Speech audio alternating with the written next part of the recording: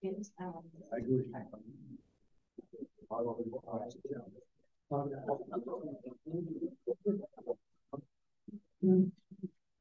afternoon. Welcome to the Groundhog Day edition of your regular Rotary Club of Beavercreek meeting. Want to thank Randy Grosjean, who was our show-off greeter with the fire engine out there, Denny Jarvie for greeting today, Eric Marcus and Beth Handworker for getting us set up, doing the tickets, doing the substitute secretary, and so forth. Thanks to Pete Bales, Mark Weinstein, and Mike Zwick for our great programs. And thanks to Jim Gundel for taking care of the website. Denny, would you give us an invocation, please?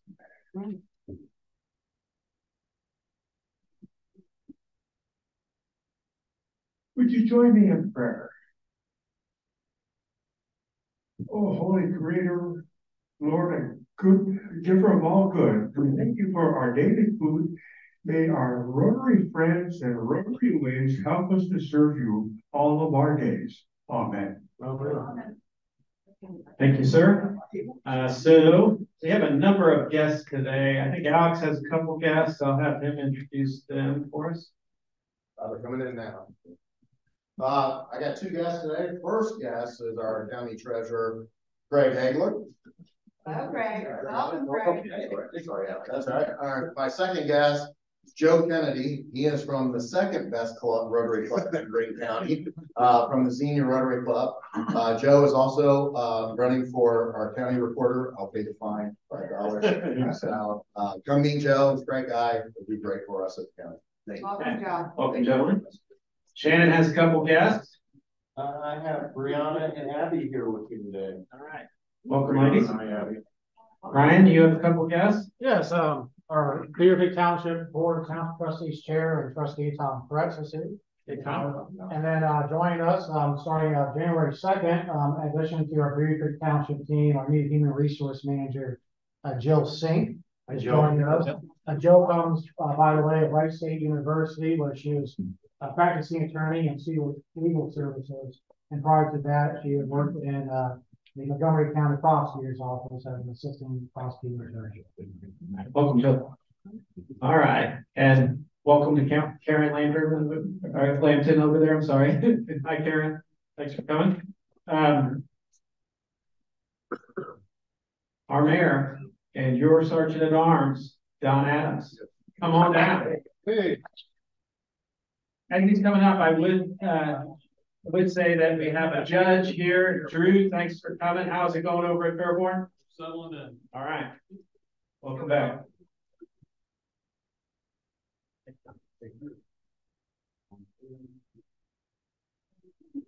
Good afternoon. Check the watch, make sure I'm fine. Today is February 2nd, 2024, the 33rd day of the year, and there are just 333 days left. There's also, according to Punxsutawney Phil, this is not true. This says there's 46 days left till spring, but he says 2 weeks. So we'll see which one is right. It's also Ayn Rand Day, Bubblegum Day, California Kiwi Fruit Day, Give Kids a Smile Day, Groundhog Day. I don't know if anybody got up this morning and watched that. Heavenly Hash Day, National Wear Red Day. Like not all of us got that memo, but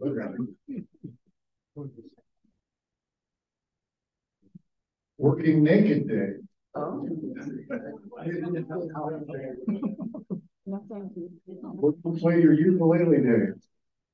And World Wetlands Day. On this day in history, in 1869, James Oliver invented the removable tempered steel plow blade. And I know the city and the county are really glad that they did it, because we would have all kinds of complaints if we didn't have plows. 1887, the first Groundhog Day was observed at Gobblers, now Punxsutawney, Pennsylvania. In 1892, the bottle cap was invented by William Baker. Also in 1892 was the longest boxing match under modern rules. 77 rounds. If any of you have ever boxed, that's a long time. In 1901, the U.S. Congress passed the Army Reorganization Act, placing the minimum number of men under arms at 58,000. In 1923, ethyl gasoline was first marketed. Does anybody know where it was? Dayton, Ohio. In 1926, there were 3 men that danced at Charleston for 22 hours. I'm not sure which is more difficult, that or boxing for 77 rounds. Also in 1959, this day marked the last performance with Buddy Holly. Tomorrow, it was the day the music died. So, in 1964, I think most of us will remember this, G.I. Joe debuted as the American popular boys toy. How many of you had a G.I. Joe when you were kids? Oh, yeah. In 1974, the F-16 flew for the first time. And in 1991, the U.S. postage is raised from 25 cents to 29 cents. Come a long way since then. In the club, we just have a couple of things. Colin Kowalski has been married for 33 years. That's it. All I have there. The weird history facts that I came up with. In 300 BC, the Mayans worshipped turkeys as a vessel to the gods. And the Olympic Games used to hand out medals for art and humanities. At that time, 151 medals were awarded for architecture, literature, painting, music, and sculpture.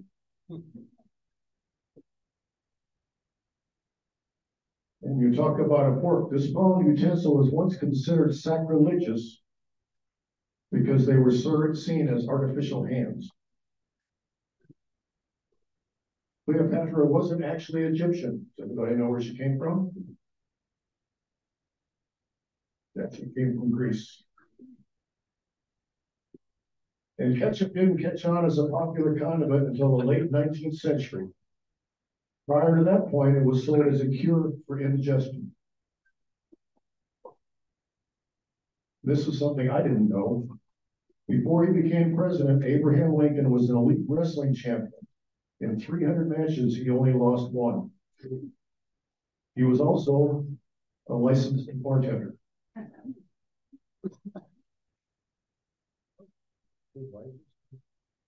There, apparently when Abraham Lincoln was alive, too. And some of the most famous cowboys in history didn't wear cowboy hats. Even though they're depicted in the movies, that rather wider, Billy the Kid, and others wore bowler hats.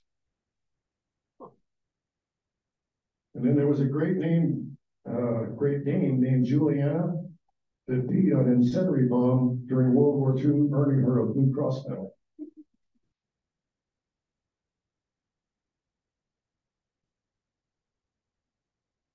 The lawyer and a witness are speaking. The lawyer says, "Now, sir, I'm sure you're an intelligent and honest man." And the witness says, "Thank you. If I weren't under oath, I'd return the compliment." Then there was an attorney asking it was a doctor who was on the witness stand. He says, "How many of your autopsies have you performed on dead people?"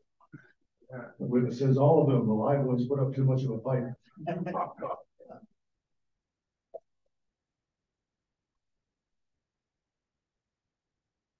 As I was lying around pondering the problems of the world, I realized that at my age, I don't really care anymore. Yeah. If walking is good for your health, the postman would be immortal. A whale swims all day long, only eats fish, drinks water, but still fat. A rabbit runs and hops and only lives 15 years. Well, a tortoise doesn't run and does mostly nothing, yet it lives 150 years. And you tell me to exercise. Just grant me the senility to forget the people I've never liked, the good fortune to remember the ones I do, and the eyesight to tell the difference. And now that I'm older, I've discovered a few things. I started out with nothing, I still have most of it left. My wild oats are mostly enjoyed with prunes and all-ran. Finally got my head together. Now my body's falling apart. Funny, I don't remember being absent-minded. Funny, I don't remember being absent-minded. If all is not lost, then where the heck is it? It was a whole lot easier getting older than it was getting wiser. Some days you're the top dog. Some days you're the hired.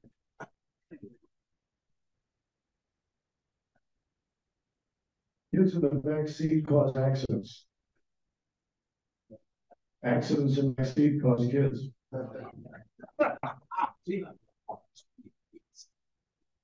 It's hard to make a comeback when you've never been anywhere. The world only beats a path to your door when you're in the bathroom. And if God had wanted me to reach my toes, he'd have put them on my knees. Funny, I don't remember being absent-minded. I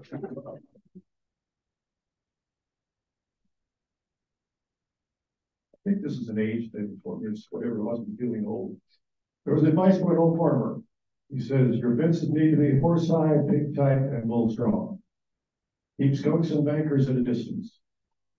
Life is simpler when you plow around the stuff. A bumblebee is considered faster than a John Deere tractor.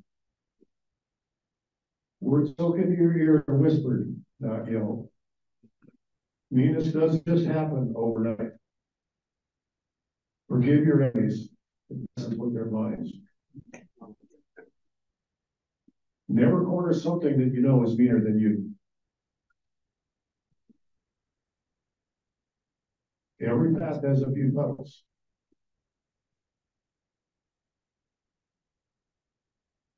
Live simply, love generously, care deeply, speak kindly, leave the rest God. Don't pick a fight with an old man if he's too old to fight. He'll just kill you. There was a kindergarten teacher handing out coloring pages to her class. It was a picture of a duck holding an umbrella. The teacher told her class to color the duck in yellow and the umbrella in green. Little Johnny, the class rebel, colored the duck bright red like a fire truck. After seeing this, the teacher asked him, little Johnny, how many times have you seen a red duck? Little Johnny replied, the same number of times I've seen a duck holding an umbrella.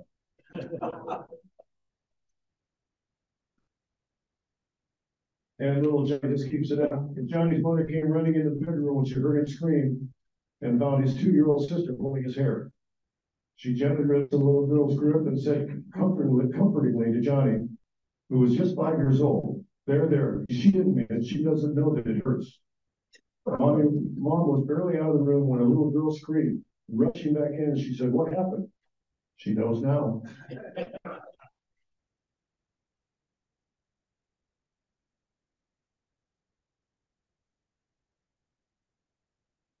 When one door opens, another door, or excuse me, when one door closes, another door opens, you're probably in prison. To me, drink responsibly means don't spill it. 60 might be the new 40, but 9 p.m. is the new midnight. I can relate to that one. The older I get, the earlier it gets. I remember being able to get out of bed without making any sound effects.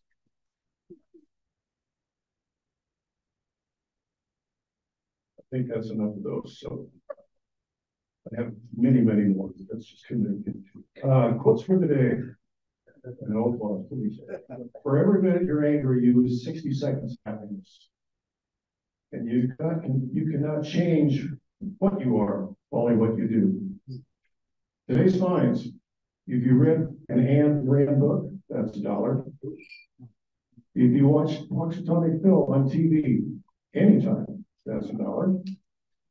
If you saw your shadow today, that's $1. If you ever use ethyl gasoline, that's $1. If you remember the day the baby died, that's $1. And if you had G.I. Joe growing up, that's $1. And if you're not wearing your Rotary pin, that's $1. David?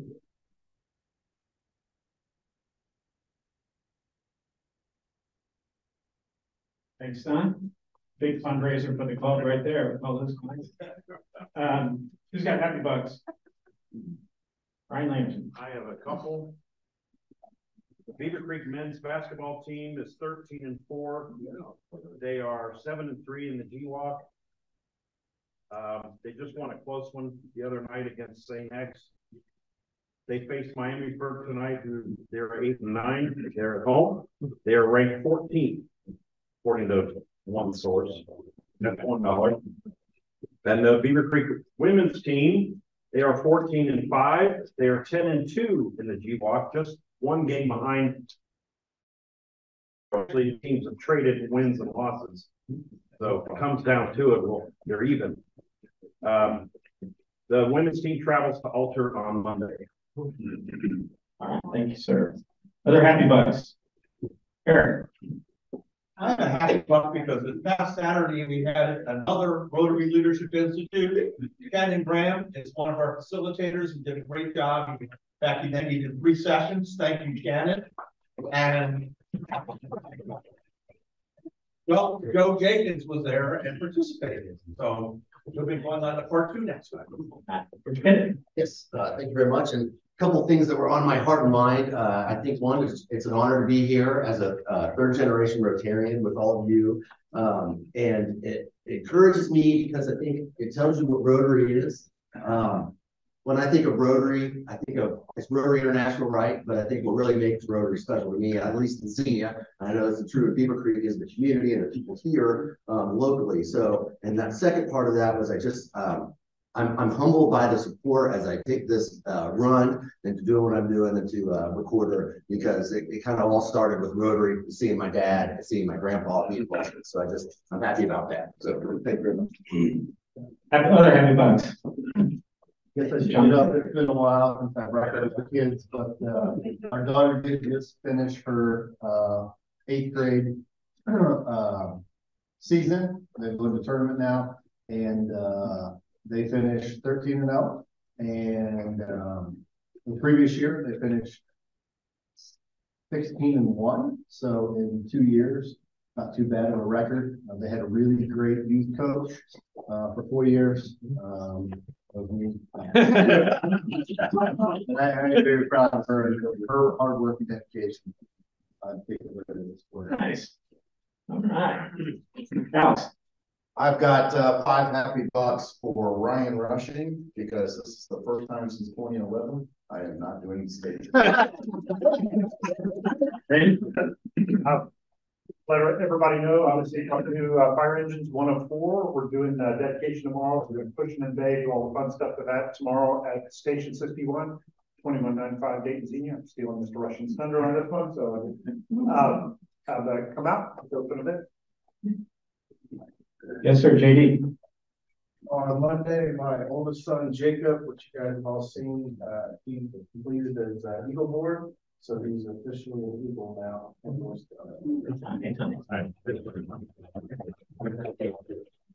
Shannon. All right, so they do this on purpose. So go see the basketball game. When the basketball game's over, go over to the Kettering Rec Center and watch a hockey game. So tonight is the last league game. If they win tonight, it puts them in a 3-place tie for first in their conference. And so they're playing Troy.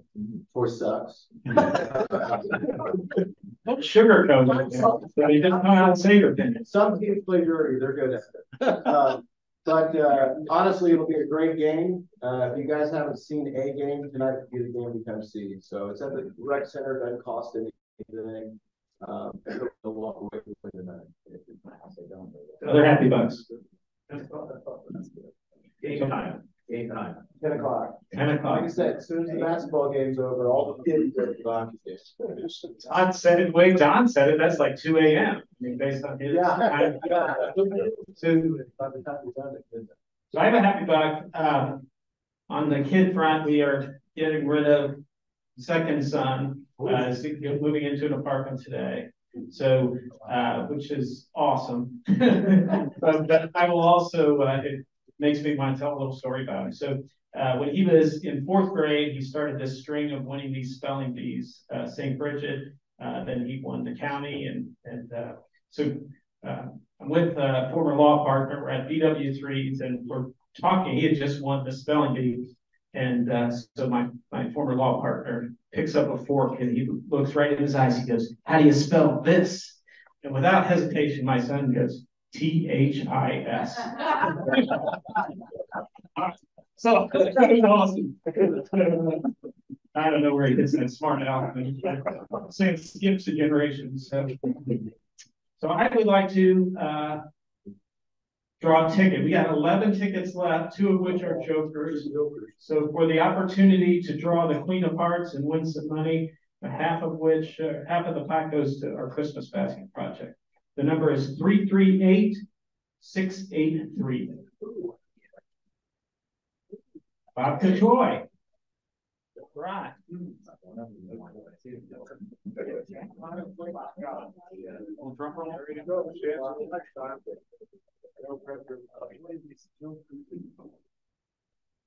Oh, so 5 rows. Right. Okay. Anybody have any announcements? Sandy Brubeck. We are supposed to be swearing in a new member today, Melissa Quinn. She works at Sochi with Cassie Barlow. And she emailed last night that her father is having emergency brain surgery. So we'll reschedule that, but hopefully we can keep her in prayer. Okay. Thank you. Any other announcements? Okay, well, I would like to invite forward to introduce our speaker, Trustee Tom Kretz.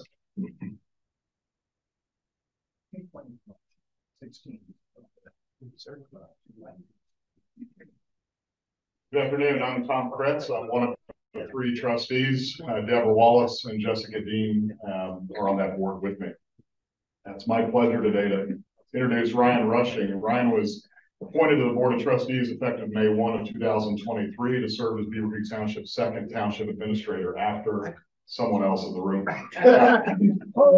As Township Administrator, Ryan, he is really our Chief Administrative Officer of the Township. And he oversees the day-to-day administration of all township operations and reports directly to the Beavercreek Township Board of Trustees. Who lives in Beavercreek Township in this room? Who lives in the city of Beavercreek in this room?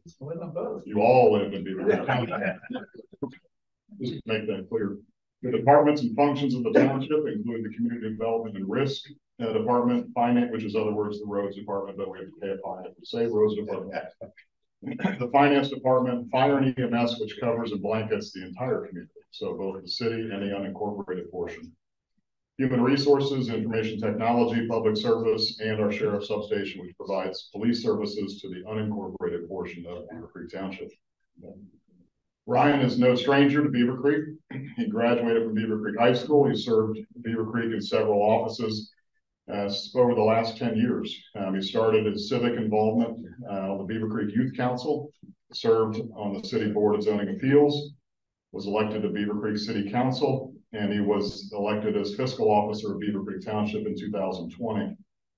Prior to his appointment as Beavercreek Township Administrator, Ryan worked for the City of Carlisle in Warren County, started as their finance director, ended up as their interim city manager. Ryan is a 2-time graduate of Wright State University, received his bachelor's in political science, and graduated as a department honors scholar, and he received his master's in public administration degree as well. In addition to his professional service, Ryan has served on various nonprofit community boards throughout the community, including board treasurer of the E.I. Puente Educational Center and president of the Beavercreek High School Alumni Association. Ryan loves classic rock. You can hear it in his car when he pulls up. And he has a passion for cars, almost like me. So Ryan resides in Beavercreek Township, and he's here today to tell you all the great things about the township.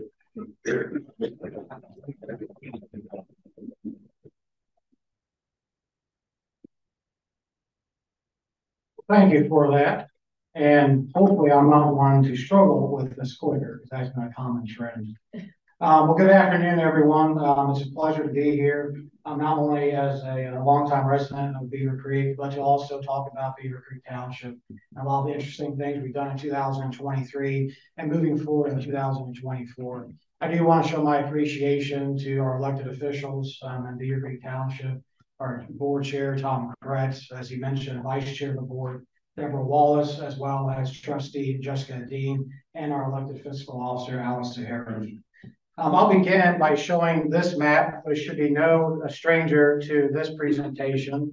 Beavercreek Township has its roots going back to the founding of actually the state of Ohio. If you look at this map right here, when the state of Ohio was founded, it only comprised of very few amount of actual counties in the state. Among those, Greene County was one of the original counties in the state of Ohio.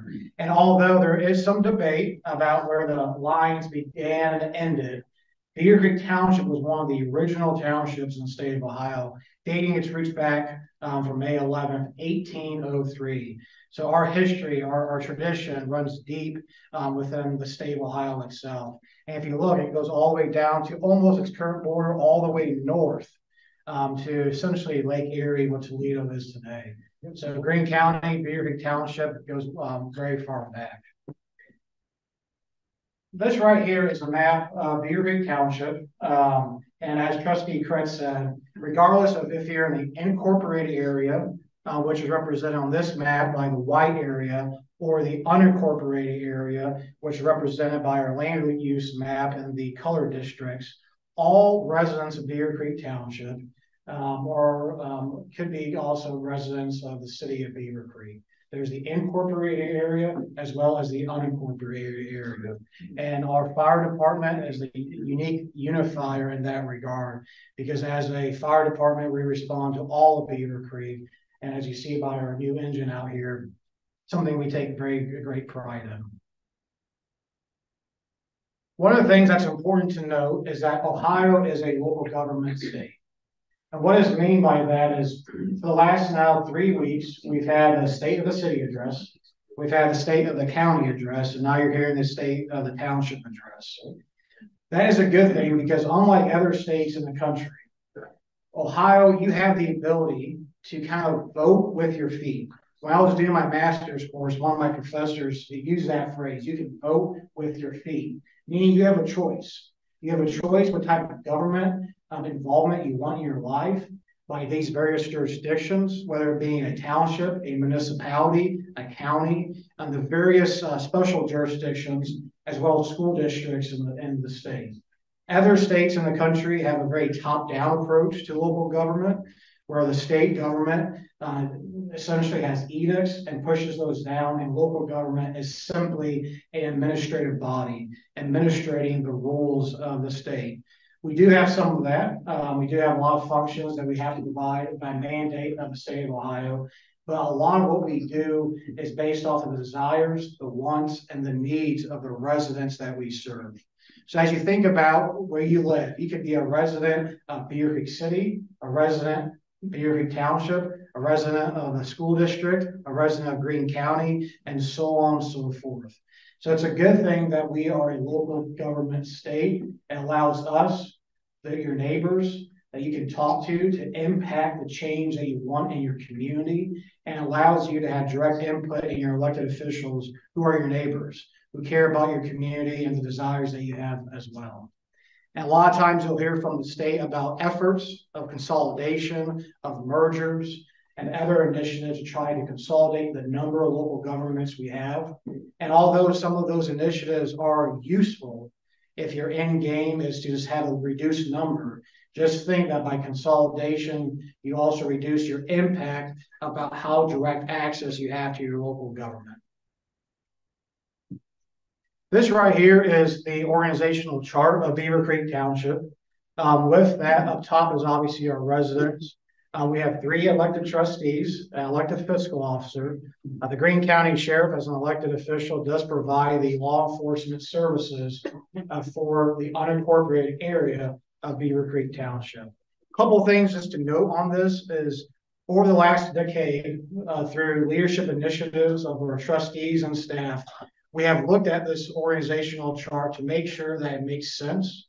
We've done initiatives to save cost. For example, our information technology department used to be a department of actual township employees. We notated that obviously that is once you have personnel, you have to sustain that personnel for a long time. So we contracted that out, and we now contract with a third-party IT vendor. Our finance department, through various initiatives, we wanted to essentially election-proof the finances of Beavercreek Township. And upon leadership, we were able to develop a finance department that works hand in hand with our fiscal officer, but reports to the administrator, who then reports to the Board of Township Trustees.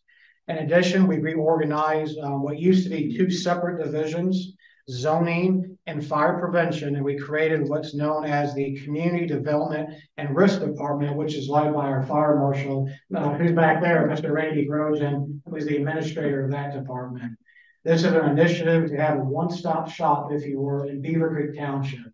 We don't have authority over certain offices, namely the county building department, but from the interaction from residents to the township, we try to create a one-stop shop. So if you go for a new build, you can go to one office, get your zoning permits, get fire inspection, and that way you have one point of contact throughout that process through Beavercreek to try, not that we do, but to try to keep up with the speed of business and not be a barrier.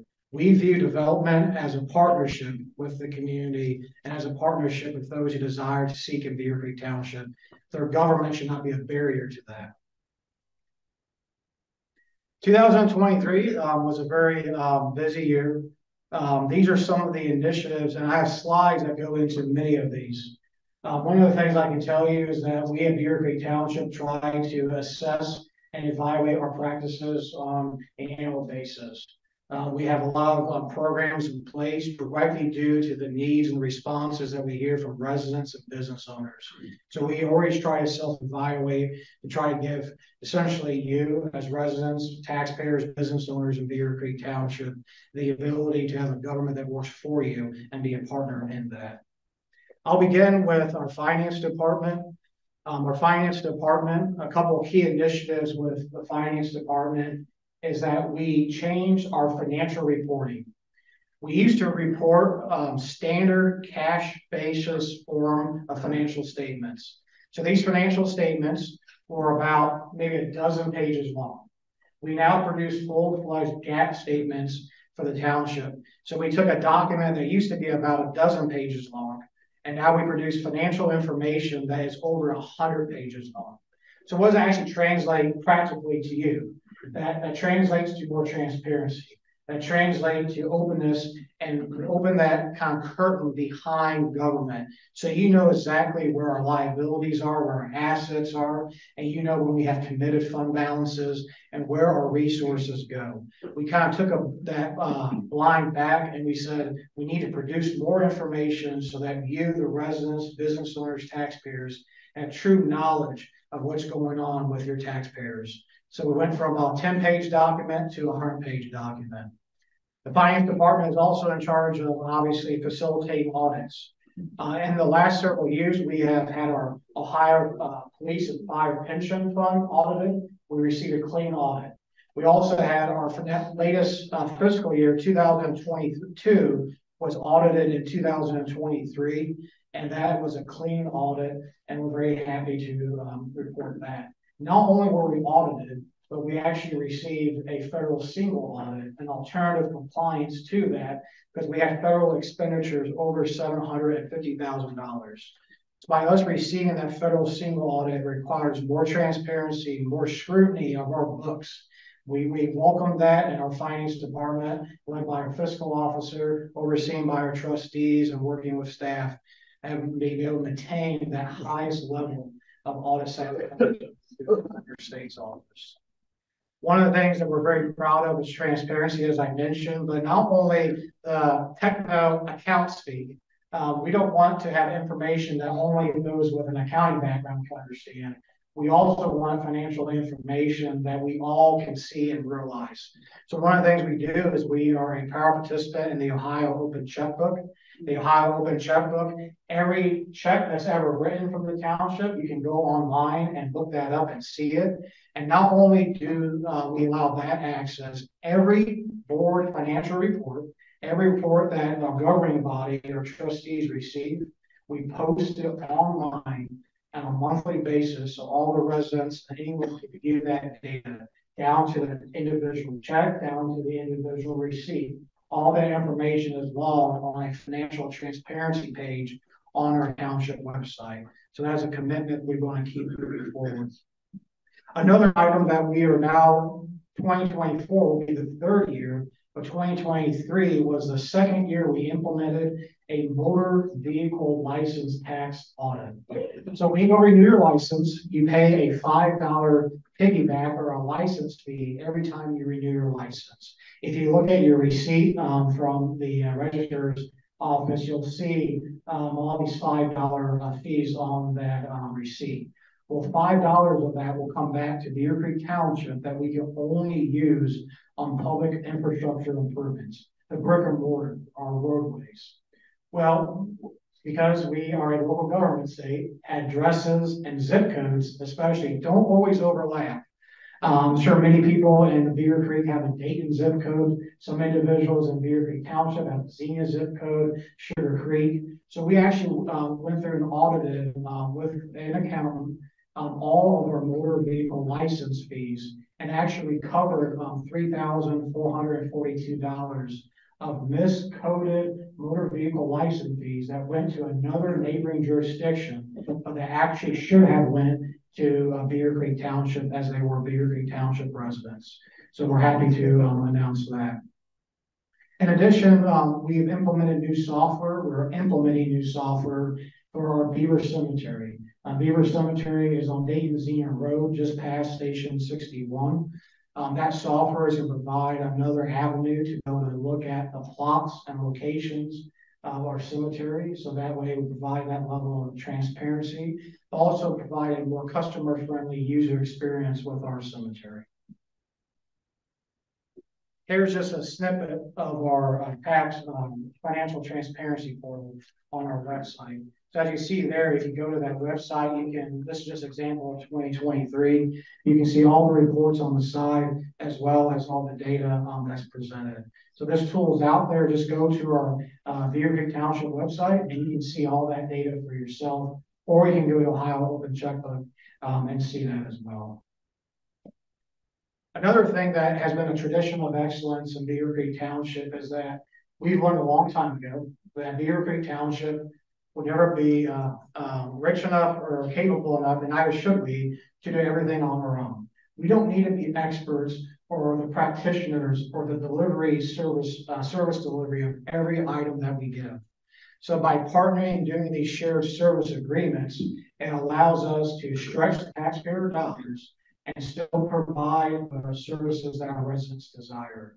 We have over 30 shared service agreements, and if you do the calculation of the dollar amount in which we will provide, it's well over $6 million of operating dollars that we're able to share. Our partnerships with our neighbors is important. I actually just had our monthly meeting with our city manager yesterday. Pete and I, we meet on a regular basis to ensure that our communication lines, that we work together as a city township partnership, because ultimately it's all about one thing, and that one thing is to benefit the residents and taxpayers of Beavercreek Township. Speaking about the financial health of Beavercreek Township, right here is a line graph and a bar graph about our general fund. As you may be aware, public entities in the state of Ohio use what's called fund accounting. Not fund accounting, even though accounting might be fun. I used to do that, but fund accounting. And with fund accounting, essentially means that the dollars are received in a fund, and those dollars have to be used for that purpose. So, for example, we have a road and bridge fund. Monies go in the road and bridge fund and can only be used for road and bridge. Well, we have a general fund. The general fund is the only fund that can be used for any general purpose of government. And it's very vitally important that our general fund maintains a healthy balance and that our general fund is able to be flexible enough to have balance enough to weather any sort of adverse reaction to the economy or a global pandemic or rapid inflation, our general fund needs to operate at a level that provides us some rainy day fund. But we, as administrator, as the governing body, have to be cognizant that we don't sit on an exorbitant amount of cash. So that way we're not just collecting taxpayer dollars for the sake of collecting taxpayer dollars. So how do we balance that? One of the initiatives that was put into place is that we developed a capital improvement fund. And the capital improvement fund is another tool in the toolbox that the Ohio Revised Code allows local governments to utilize. So for the last 2 years now, we have been transferring monies out of our general fund into a capital improvement fund, where those dollars can only be used for strategic initiatives or capital improvements for the township. And that is to signify our commitment that these taxpayer dollars are restricted and can only go to serve the purposes of capital improvements. And right now we have been able to transfer over $1 million into that fund to again weather the perpetual storms that we see in the economy and be able to act quickly if an opportunity arises. The blue line here is the actual total available resources in the general fund. The red will be the expenditures and the green will be revenue. So they tend to follow each other, but you can see we are trekking in the right direction, and we're plateauing based off the initiative of having a capital improvement fund. I'm by no means an expert in property taxes. I'm not going to dwell on this, but it is important for information purposes. In addition to that, it's also important to know our percent fund balance of our total budget. By no means is it a secret. Our fire department is the gorilla in the room. We have over 70% of our budget goes towards operating the fire EMS department. Property taxes are an interesting thing in the state of Ohio, and again, I'm not going to dwell on this. But as you know, as Pete's talked about in the state of the city, as discussed in the state of the county, there are the triennial reassessments, the sextennial reassessments. Property taxes are not dollar for dollar. So if you receive a statement in the mail saying your appraised value went up 23%, your property taxes will not go up like for like. There are certain items in which impact it dollar for dollar, but our annual growth is about 1%. So if you think about all the development that's happening, we see about a 1% increase year over year with property tax. So yes, that does help offset some inflationary costs, but as you all know, inflation is well above 1% by multiple magnitudes. So although it's an offset, it does not directly give us the ability to always weather market impacts. And that's why we're careful with our fund balances. When we talk about development, I have many slides that go over this. One of the things we get accused of and lately is all you do is build houses in Beavercreek Township or in Beavercreek. Can you do something different? Well, our community development and risk department tracks all the permits that are issued, and the very top row is single family dwellings and the permits that we have received over the last about 5 years. And there's a sign here's a little bit covering up. In 2023, it was just over 80 new single family dwelling units were permitted in Beavercreek Township, which is actually down from previous years. You see in 2018 and 2019, the township issued over 125 in each of those years, new single family permits. So we are building. It is a good problem to have. Individuals want to call Beavercreek their home. They want to locate here, but at the same time, there's always that balance. But this right here indicates and shows that of all the activity in the Department of Development and Risk.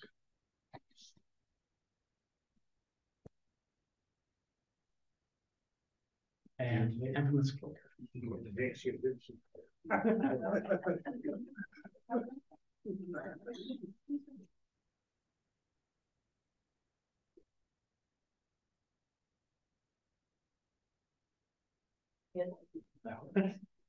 This graph just illustrates all of our planned unit developments, all of our subdivisions, are in a plain unit development. It's just a zoning technique to allow some negotiation and flexibility versus straight zoning.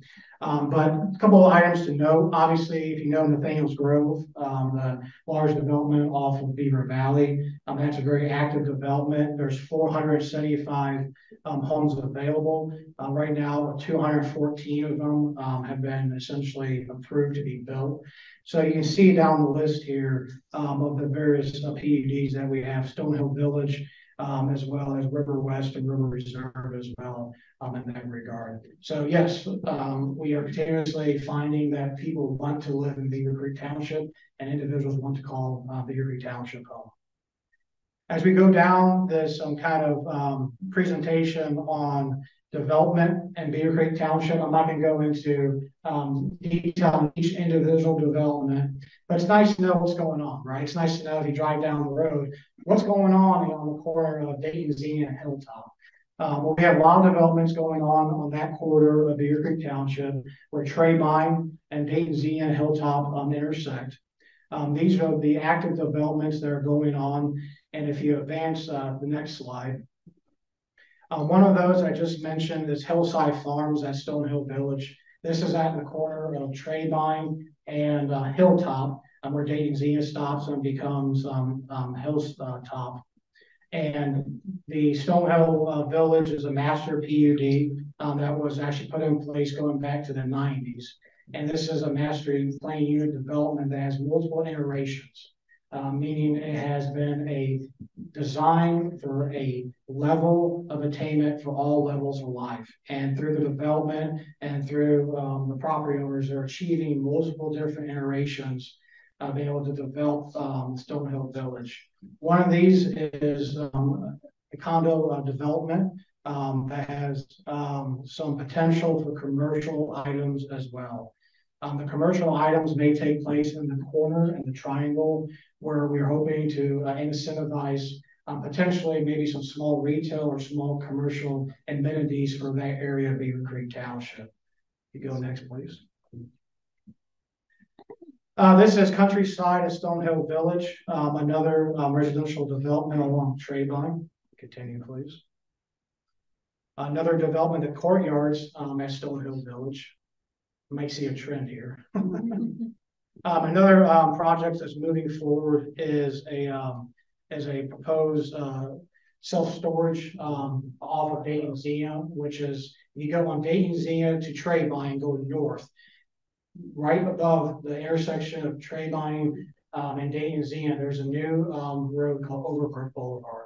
Overbrook Boulevard is a cul-de-sac, and part of the development is a very high-class storage, self-storage unit that mimics a lot of the feel of a Kentucky horse farm. Moving forward, in the back of Overbrook is a potential nursing home assisted living complex. This is Overbrook Boulevard, will head in near where Coy Treybine is. Continue. South of town, south of 35, we just done the zoning for this property. That's Walnut Ridge. This is an older development. This is the old Ohio University West Research Center campus, River Reserve.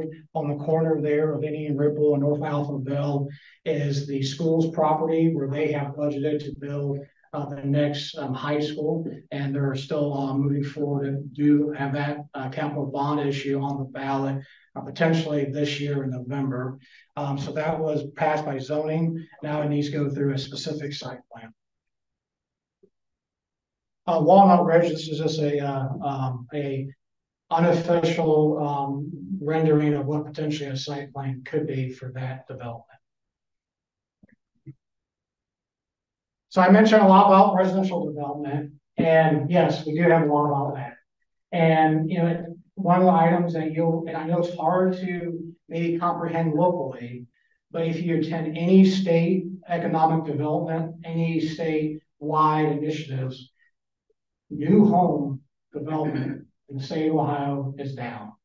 The amount of jobs that are coming to the state of Ohio with various initiatives by Columbus, with battery manufacturing, with the Honda plant, the amount of new home startups in the state of Ohio is down, and the state of Ohio is pressuring local governments to move forward with promoting more residential development. It's just a fact of nature. So it's a balance, right? How can you balance that out so that way we address the needs of people wanting to live in Beavercreek, but also the needs of trying to maintain unique characteristics that Beavercreek Township provides. One of those key partnerships that Beavercreek Township has endeavored for the last many years is our strong partnership with the Beavercreek Wetlands Association. Beavercreek Township partners with the Beavercreek Wetlands Association about dedicating conservation easements. And just recently, we partnered with the Beavercreek Wetlands Association and supported them on this project, which is the Cosler Project, or the Spotted Turtle Trail. This is off of Fairgrounds, and Beavercreek Wetlands Association applied for an over $800,000 grant, in which the township sponsored and helped support. And they received a majority of the funding for this next iteration of the project. And to close, they had a $50,000 gap in their funding. And to close that gap, the township board trustees dedicated a part of our subdivision funds. When there's a new subdivision that goes into the township, there's a fee that's collected, it's held by the county, and can only be used for parks, for recreation, and those sort of activities. So we tapped into our subdivision fund to help close the $50,000 gap and supported this project. It's a great project. They have a new boardwalk out there. So if you're familiar with the wetlands, I'm sure many of you have visited and walked it. We're a proud sponsor and supporter of that. And we recognize that we can do some items to help preserve and protect green space, as well as balancing that with the development we do see. So Wayne Gretzky used to say, I go where the puck is going, not where the puck has been. Meaning you have to have vision. You have to have foresight and what's next. What's next for the community? What's next for development? And this right here is the proposed Valley Bell connector. It has a lot of opinions, but this Valley Bell connector is a connecting point that will connect the valley right next to the Greene County Airport over to Indian River, because we see development in the new overpass of 35, which we all know where trade line overpasses 35 and becomes valley by the airport. We envision Valley Springs Farms, which is the land that abuts 35, to be a new point for development in the future. It may not be there today, but we have to have foresight on where we're going. So we have the plans in place, engineering in place, so that knowing if we have development in that area of the world, so to speak, we can connect the two and move forward. Here's a better illustration of the Valley Bell connector, where the overpass of 35 and Tradeline to Valley, and then the Greene County Airport, which is another community resource that's in Beavercreek Township. And then here is the Valley Bell connector that will go from Valley over to Indian River to service this area here, which is called the Valley Springs Farm TIF development. Again, it's where you see it is today, that's where it's at on the map, but we have to have foresight. And by planning and having plan-ready drawings, we can get there. I talked a lot about the development part of community development and risk, but there's also the fire prevention part. Our fire marshal here does tremendous work with only 2 fire inspectors. We have a fire marshal and 2 fire inspectors that goes out and ensures that the fire code is met and do preventative measures to ensure that when development does occur, it can withstand best practices to ward off any disasters. And you see here, there's a lot of activity with all the new builds, with the alarms and the plan review to ensure that our facilities, as we know better, we do better in terms of our access for fire prevention. Now moving to a public service, we changed the name from our road department to our public service department. We recognize that our road department doesn't just do roads, but also does much more than that. One of the most key things, I know I'm running out of time, so I don't mean to filibuster here, but one of the really key important items with our public service department is we all know Factory Road. We all know Factory Road has flood and it gets closed on a very, very regular basis. But one of the initiatives that was accomplished in 2023 is that we installed this large structure and put in what's called duckbill valves. And these duckbill valves are basically like check valves. They're backflow preventers to offset the pressure at the head to have the water drain better across factory. In the last 3 weeks, we've had a lot of rainfall, a lot of snow melting, and we're very fortunate we have yet to have to close factory once. So this is a great addition. And large part of this was funded and paid for by American Rescue Plan Act, ARPA funds, which were monies given by the federal government to further address the needs of the community. Roundabouts are the new thing. They have been for a while. Stateless roundabouts, and they really do work if you sit down and study them. We are constantly looking for areas, primarily at fairgrounds and hilltop. That is one of the most dangerous intersections in the state of Ohio, and we are trying to address that. The county engineer has a program that we're partnering with it to design a roundabout at that area. And again, when we look at roundabouts, there are other areas of the township that we're addressing those as well. Another community resource that many of you may or may not know is actually owned and maintained by Beavercreek Township, and that is our community library. Beavercreek Community Library, the actual building and land is owned and maintained by Beavercreek Township. In 2024, we're going to address this intersection. As many of you know, if you go to the library, a lot of people try to take this left turn and go the wrong way against the traffic. So we're going to basically install a permit delineation. So that way, when residents come in, they immediately have to turn right and follow the actual traffic pattern that is intended of the library. So I do want to thank Beth and the Greene County Library for addressing this and working with us as we find a better way for that traffic flow. Another initiative we did is that we installed a respectful American flag retirement box at our cemetery. So if you have an American flag that you want to retire, you may do so by going to our Beaver Cemetery and respectfully putting that flag in there. We collect all the flags, and every year the Greene County Sheriff's Office does an annual retirement ceremony on Flag Day, June 14th of each year, where all those flags will be retired at that time. And we do have these boxes also in every township facility. Next, please. Another big initiative is that there was a opioid settlement, national opioid settlement that we received monies from, and we hired a new four-legged deputy. And that four-legged deputy is a K9 Maverick. This is K9 Maverick and his handler, Deputy Luke Kraft.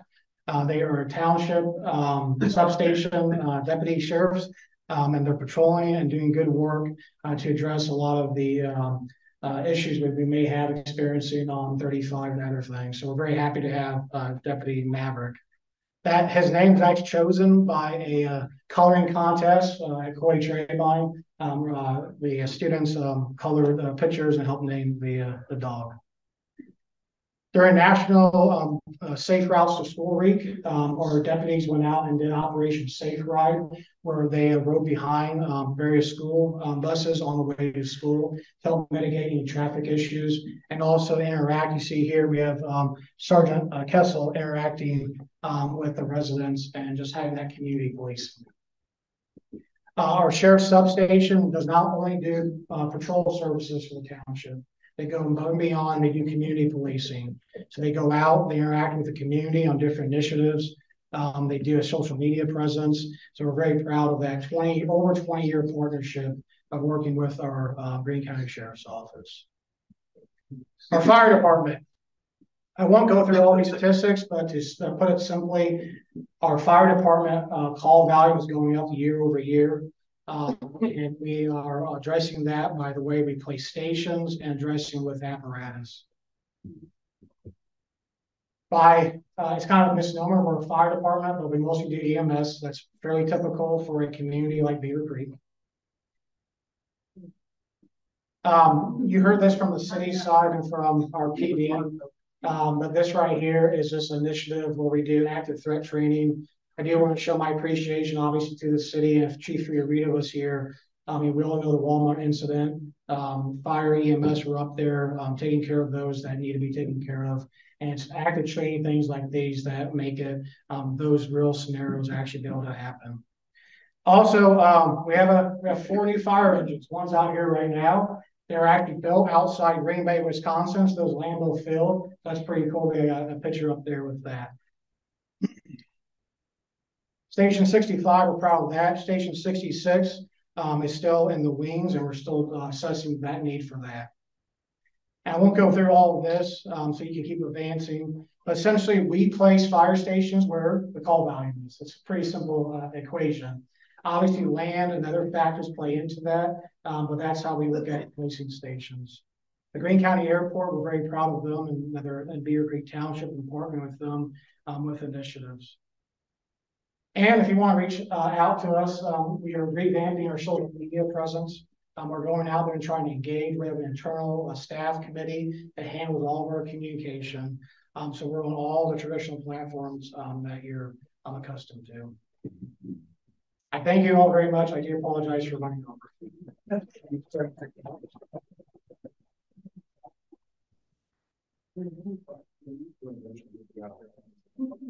And if you want to see the new engine, feel free to afterwards see Randy, and he can. Randy will let you push the button and make the siren. Oh, let you drive around. We appreciate the information. As has become our custom, we're gonna donate a book to the Greene County Community Library that Brian signed. We appreciate that. Okay, so next week we have Caitlin Clark from For Pause for Ability will be our presentation. Fred, combine them. Fran and Ed O'Shaughnessy are our greeters. That's not a great couple name. My bad. So keep an eye on our social media and website for upcoming events. Everybody will rise for the pledge. I'm sure Ryan is willing to hang out a little bit to answer any questions. I pledge allegiance to the flag of the United States of America and to the republic for which it stands, one nation, under God, indivisible, with liberty and justice for all. Yeah,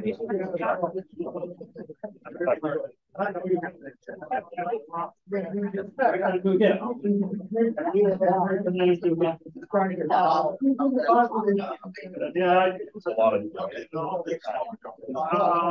December.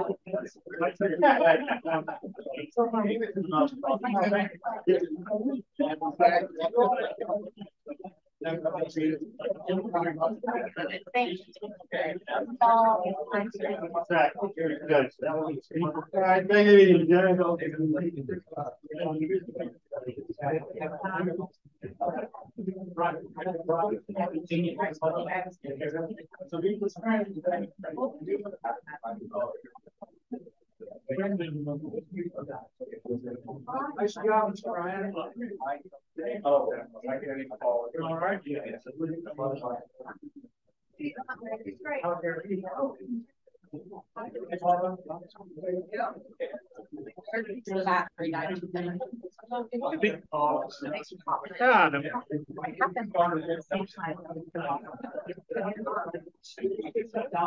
Right? Yeah, that's funny.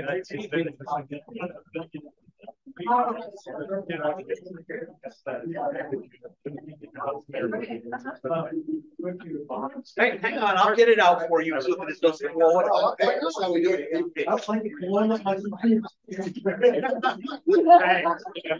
Because I know he gets those fights all the time. Right.